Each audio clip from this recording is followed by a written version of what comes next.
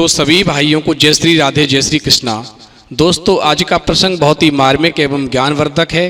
दोस्तों आज का प्रसंग है कर्मों का फल निश्चित इंसान को भोगना पड़ता है, कर्म इंसान का पीछा नहीं छोड़ते हैं। तो दोस्तों वीडियो शुरू करने से पहले मेरा आपसे एक निवेदन है, यदि आपने अभी तक हमारा चैनल सब्सक्राइब नहीं किया है तो प्लीज़ आप चैनल को अभी सब्सक्राइब कर लें, क्योंकि आपका एक सब्सक्राइब हमारे लिए बहुत ही महत्व रखता है। तो आ जाइए दोस्तों प्रसंग की तरफ गौर करते हैं। देखिए किसी नगर में एक गरीब व्यक्ति अपनी पत्नी के साथ रहता था और वो इतना गरीब था कि सुबह से लेकर के शाम तक भीख मांगता था। लौट करके जब आता था तो उसे 2 वक्त की रोटी मुश्किल पड़ती थी खाना। दोस्तों वो व्यक्ति जितना गरीब था उतना ही सज्जन स्वभाव का था।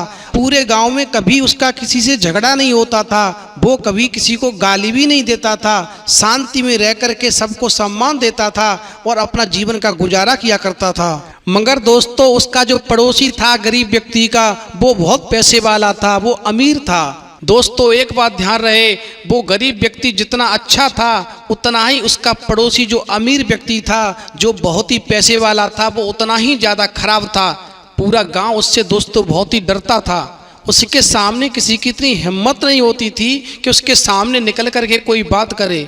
जब वो गांव से होकर निकलता था तो लोग अपने घरों में ताले लगा करके बंद अंदर हो जाया करते थे कि वो अमीर व्यक्ति आ रहा है। उस अमीर व्यक्ति से पूरा गांव डरता था, क्योंकि वो हर किसी का, चाहे छोटा हो या बड़ा हो, हर किसी का अपमान कर देता था, हर किसी का उपहास करता था। पूरा गांव दोस्तों उस अमीर व्यक्ति से बहुत परेशान था। और यदि सबसे ज़्यादा परेशान था तो वो गरीब व्यक्ति जो भीख मांग करके अपने जीवन का गुजारा किया करता था, क्योंकि वो अमीर व्यक्ति का बिल्कुल पड़ोसी था। दोस्तों जब वो गरीब व्यक्ति एक दिन ज़्यादा परेशान हो गया तो उसने मन में विचार किया, अब मैं ये नगर छोड़ करके और अपनी पत्नी को यहाँ से ले जा करके किसी ऐसे स्थान पर रहूँगा जहाँ पर सज्जन पुरुष रहते होंगे और वहाँ पर मुझे किसी प्रकार की भी कोई परेशानी नहीं होगी।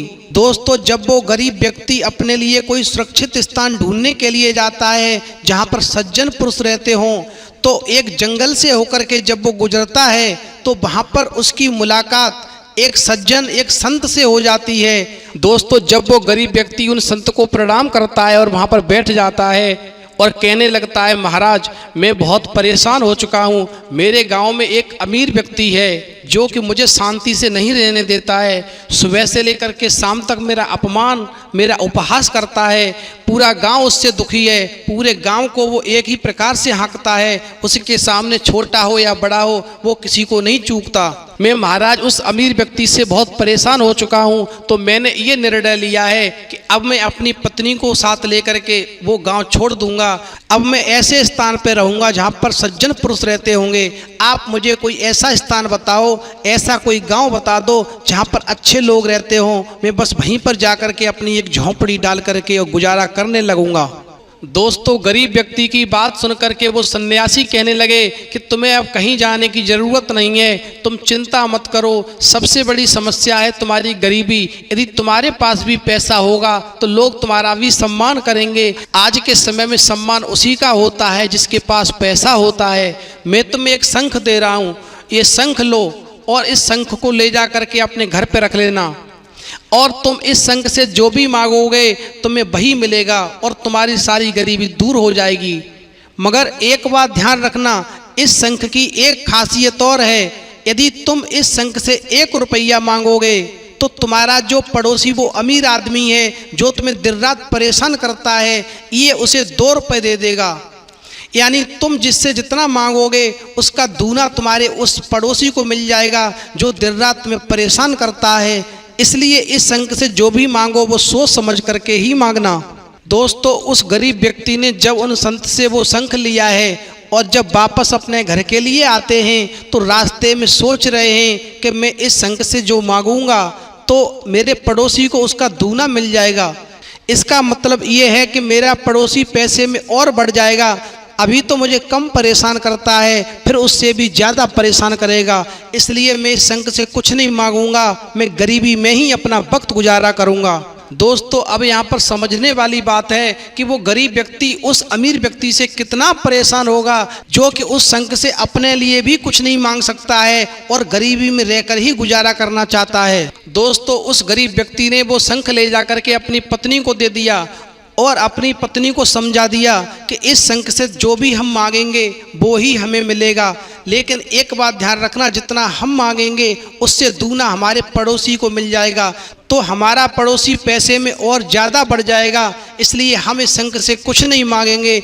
ये शंख हमें एक सन्यासी ने दिया है, इस शंख को सुरक्षित रख लो, बस हम इसकी पूजा तो करेंगे लेकिन कभी इससे कुछ मांगेंगे नहीं। दोस्तों वो शंख उस गरीब व्यक्ति की पत्नी ने अपने हाथों में लेकर के और पूजा की अलमारी में रख दिया। दोस्तों 2-4 दिन का समय बीता और एक दिन उस गरीब व्यक्ति की ससुराल से उसका एक निमंत्रण आ जाता है और जब वो निमंत्रण को पूरा करने के लिए जाता है, जब वो अपनी ससुराल में दावत खाने के लिए जाता है तो अपनी पत्नी से उसने एक बात कही, देखो मैं 1-2 दिन में लौट आऊँगा, तुम शांति से रहना और उस पड़ोसी व्यक्ति से जो अमीर है उससे दूर रहना, उससे बात नहीं करना, वरना वो कभी भी किसी को मार सकता है। दोस्तों वो गरीब व्यक्ति अपनी पत्नी को समझाकर और जब अब निमंत्रण को पूरा करने के लिए यानी दावत खाने के लिए जब वो अपनी ससुराल जाता है, दोस्तों ससुराल में जाकर के उसने दावत खाई, लेकिन ससुराल वालों का उस गरीब व्यक्ति को प्यार इतना मिला दोस्तों कि उसे 1 दिन की बजाय 4-5 रोज हो गए ससुराल में ही। उधर दोस्तों उस गरीब व्यक्ति को ससुराल में 4-5 रोज हो जाते हैं और इधर उसकी पत्नी जो घर पे अकेली रह रही थी, घर पर आटा समाप्त हो जाता है। अब तो उसकी पत्नी के सामने रोटी खाने की भी समस्या आ गई। आखिरकार वो खाए तो क्या खाए, क्यों न ऐसा किया जाए कि आज मैं शंख की परीक्षा ले लूं और शंख से कुछ मांग लूं, तभी मेरा पेट भरेगा वरना मैं तो भूखी ही मर जाऊंगी। दोस्तों उस गरीब व्यक्ति की पत्नी को जैसे ही उस शंख की याद आई और उसने स्नान करने के बाद में जैसे ही उस शंख को अर्घ दिया और कहा, हे शंख देवता, यदि तू सच्चा है तो मेरे घर में 1 बोरी आटा पहुंचा दे। दोस्तों तुरंत ही 1 बोरी घर में आटा आ गया और उधर 2 बोरी आटा उस पड़ोसी के यहाँ पर पहुंच गया जो बहुत पैसे वाला था, जो कि उस गरीब आदमी को बहुत परेशान किया करता था। इधर तो दोस्तों जब 1 बोरी आटा आया तो उस गरीब व्यक्ति की पत्नी ने आराम से चैन से रोटी बनाई, बड़े प्यार से खाई। तो दोस्तों वो अमीर व्यक्ति 2 बोरी आटा देख करके इतना प्रसन्न होता है कि उसका खुशी का ठिकाना नहीं रहता और कहता है कि लोग सही कहते हैं कि जब भगवान देता है तो छप्पर फाड़ के देता है, तो आज मेरे यहाँ पर तो 2 बोरी आटा अपने आप कहीं से आ गया। दोस्तों जब सुबह हुआ तो उस गरीब व्यक्ति की पत्नी ने उस शंख से कहा, हे शंख देवता, मेरे यहाँ पर घी, नमक, मिर्च, तेल, डालडा सब कुछ आ जाए, खाने का पूरा राशन आ जाए। तो दोस्तों एकदम से खाने का सारा राशन आ गया और जितना उस गरीब व्यक्ति की पत्नी के पास आया उससे दूना ही उस पड़ोसी व्यक्ति के यहाँ पहुंच गया जो बहुत ही पैसे वाला था, अमीर था। अब तो अमीर दिन दूनी रात चौगुनी तरक्की करने लगा। अब तो दोस्तों वो अमीर उस सामान को देख करके और ज़्यादा खुश हो रहा है, मन में सोच रहा है, बारे बा प्रभु, तूने तो मेरे बारे न्यारे कर दिए। और इधर वो गरीब व्यक्ति की जो पत्नी थी वो शांति में अपना बस रोटी बनाती है, शांति में खाती है, रोटी बनाती है और शांति में खाती है। इधर दोस्तों जब 4-5 रोज बीत गए उसके बाद में वो गरीब व्यक्ति जब वापस अपने घर पे आता है तो अपनी पत्नी से कहने लगा, जब मैं घर से गया था तो घर में कुछ नहीं था, फिर ये खाने का इतना सारा सामान कहाँ से आ गया। तो उसकी पत्नी कहने लगी कि तुम तो ससुराल में जाकर के बिरम गए, बताओ मैं क्या खाती, घर पे आटा समाप्त हो चुका था, तो मैंने सोचा कि इस शंख की परीक्षा ले ली जाए। मैंने शंख देवता से मांगा और शंख देवता ने मुझे खाने की व्यवस्था कर दी। मैंने आराम से रोटी बनाई और खाई। वास्तव में स्वामी ये शंख देवता बहुत ही सच्चे हैं। अब हम इनकी आराम से पूजा करेंगे और जो इनसे मांगेंगे वो हमें मिलता रहेगा और हमारा जीवन शांति से गुजर जाएगा, हमारी गरीबी भी दूर हो जाएगी। दोस्तों अपनी पत्नी की बात सुन करके वो गरीब आदमी अपना माथा पकड़ के बैठ गया कि मैंने तुमसे मना किया था कि इस शंख से कुछ मत मांगना, जितना तुम मांगोगी, जितना ये तुम्हें देगा उससे दूना ये हमारे पड़ोसी को दे देगा, जो वो अमीर आदमी है ना, वो पैसे में और ज़्यादा बढ़ जाएगा, फिर हमें और ज़्यादा परेशान करेगा। तुम्हारे यहाँ पर 1 बोरी आटा आया, उस पड़ोसी के यहाँ पर 2 बोरी आटे पहुँच गए। तुम्हारे यहाँ पर जितना भी ये राशन का सामान आया है उसका दूना उस पड़ोसी के यहाँ पर शंख देवता ने पहुंचा दिया। बताओ, तुम तो ये चाहती हो कि ये हमारा पड़ोसी अब और बढ़ जाए पैसे में। दोस्तों, जब वो गरीब व्यक्ति अपनी पत्नी पे नाराज होता है और वो शंख मांगने लगता है तो वो गरीब व्यक्ति की पत्नी कहने लगती है, नहीं स्वामी, अब हम इस झोंपड़ी में नहीं रहेंगे। और एकदम से उस गरीब व्यक्ति की पत्नी ने अपने उस गरीब व्यक्ति के सामने ही एकदम से शंख देवता को जैसे ही अर्घ दिया और कहा कि मेरी झोंपड़ी नष्ट हो जाए और मुझे आलीशान एक मेरा महल बन जाए। दोस्तों, देखते ही देखते झोंपड़ी नष्ट हो गई और एकदम से सुंदर सा आलीशान सा महल बन गया। और इधर तो इस गरीब व्यक्ति का एक महल बना दोस्तों, उधर वैसे ही 2 महल बन के तैयार हो गए उस अमीर व्यक्ति के, जो दिन रात पूरे गांव को परेशान किया करता था। इधर तो दोस्तों उस गरीबी की मारी हुई उस गरीब व्यक्ति की पत्नी अपना एक महल देख करके बहुत खुश हो रही है, मन में फूली नहीं समा रही है। और उधर जो अमीर व्यक्ति था वो तो पहले से ही दोस्तों बहुत पैसे वाला था और वो जब उनको 2 महल देखता है बहुत सुंदर से बने हुए, अब तो मन में सोचने लगा वो अमीर व्यक्ति कि मेरे बराबर अब यहाँ पर आसपास भी कोई नहीं है, अब जो मैं चाहूँगा वही होगा, मेरे सामने सब झुकेंगे। दोस्तों, वो गरीब व्यक्ति अपनी पत्नी से कहने लगा कि तुम एक महल को देख करके इतना खुश हो रही हो, तुम हमारे पड़ोसी को बढ़ा रही हो। देखो, तुम्हारे जैसे ही 2 महल, तुम्हें तो एक महल मिला है और तुम्हारे ही जैसे 2 महल उस अमीर व्यक्ति को और मिल गए, यानी वो पैसे में और बढ़ गया। अब तो हमें वो और दिन रात ज़्यादा परेशान करेगा।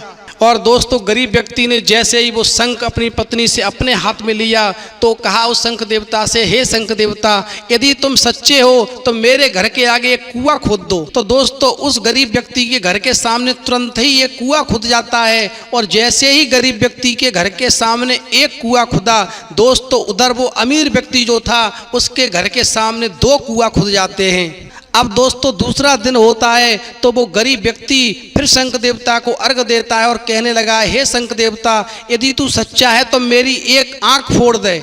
दोस्तों, जैसे ही गरीब व्यक्ति ने कहा मेरी एक आंख फोड़ दे तो उसकी एक आंख तुरंत फूट गई। लेकिन दोस्तों, ध्यान रहे कि जो अमीर आदमी था उसकी दोनों आंखें फूट गईं, क्योंकि दोस्तों शंख की एक खासियत थी कि जितना वह गरीब व्यक्ति के साथ करता था उससे दूना उस पड़ोसी के साथ करता था जो बहुत पैसे वाला था। तो जब गरीब व्यक्ति की एक आंख फूटी तो उस अमीर व्यक्ति की दोनों आंखें फूट गईं। अब दोस्तों, ध्यान रखना कि इस गरीब व्यक्ति के घर के सामने तो एक कुआं था और उसे एक आंख से दिखाई भी दे रहा था, उसकी एक ही आंख फूटी थी। लेकिन उस अमीर व्यक्ति के घर के सामने 2 कुआं खुदे हुए थे और उसकी तो दोनों ही आंखें फूट चुकी थीं। अब दोस्तों, जैसे ही वो अमीर आदमी अपने घर से बाहर को निकलने की कोशिश करता है, एकदम से उस कुआं में गिर जाता है और कुआं में गिरने के बाद में उस अमीर व्यक्ति की जो दुष्ट प्रकृति का था उसकी मौत हो जाती है। तो गरीब व्यक्ति उसकी मौत पर बहुत ही प्रसन्न होता है। बारे बार शंख देवता, आज तो तूने कमाल कर दिया, इस दुष्ट से पूरा गांव आज़ाद कर दिया। अब हमारा पूरा गांव सुखी से रहेगा, शांति से रहेगा, जीवन में अब किसी से कोई परेशानी नहीं होगी। दोस्तों, इस प्रसंग से हमें शिक्षा मिलती है कि हमें सभी के साथ में अच्छा व्यवहार करना चाहिए, कभी भी दुष्टता का व्यवहार नहीं करना चाहिए, कभी किसी का अपमान या उपहास नहीं करना चाहिए। जो दूसरों के साथ में गलत व्यवहार करते हैं, एक दिन उसके कर्मों का फल उसको निश्चित ही मिलता है। यदि ये अमीर आदमी जिसे भगवान ने पैसे में बहुत कुछ बढ़ाया था, यदि ये शांति में रहता, अच्छे विचार अच्छे व्यवहार से रहता, तो शायद इस कुआं में गिर करके न मरता और न उसकी दोनों आंखें ही फूटती। तो दोस्तों, इंसान जैसा काम करता है उसका फल उसको निश्चित ही मिलता है। ईश्वर के घर में देरी है मगर अंधेरी नहीं है, एक दिन हिसाब किताब सबका ही होना है। इसलिए अच्छे काम करो, अच्छे विचार रखो, सबको प्यार दो, सबका प्यार लो। तो दोस्तों, यदि हमारी वीडियो आपको पसंद आई हो तो प्लीज़ हमारे चैनल को सब्सक्राइब करें, लाइक करें, शेयर करें, क्योंकि आपका एक सब्सक्राइब हमारे लिए बहुत ही महत्व रखता है। दोस्तों, इस वीडियो में इतना ही, फिर मिलेंगे एक नई वीडियो में नए प्रसंग के साथ। तब तक के लिए जय श्री राधे, जय श्री कृष्णा।